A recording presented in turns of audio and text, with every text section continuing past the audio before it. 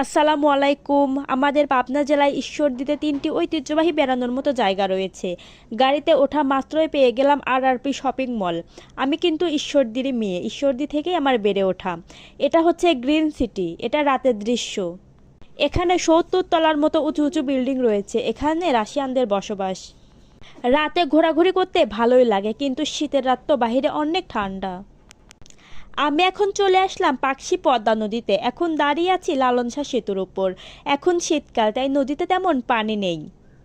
বিকেল টাইম, পরিবেশটা খুবই সুন্দর। নদীর পাশে দেখতে পাচ্ছেন, এটা আণবিক, দেখতে অনেক সুন্দর। এখানে একই সাথে আপনারা চারটা জিনিস দেখতে পারবেন: আণবিক, পদ্মা নদী, লালন শাহ সেতু, হার্ডিং ব্রিজ। এখানে কিন্তু অনেক ভিড় হয় সন্ধ্যার সময় এই প্রাকৃতিক দৃশ্য দেখার জন্য। অনেক শান্ত পরিবেশ। যে এখানে আসবে তার মনই অনেক ভালো হয়ে যাবে। আমরা ফ্যামিলি নিয়ে চলে আসলাম।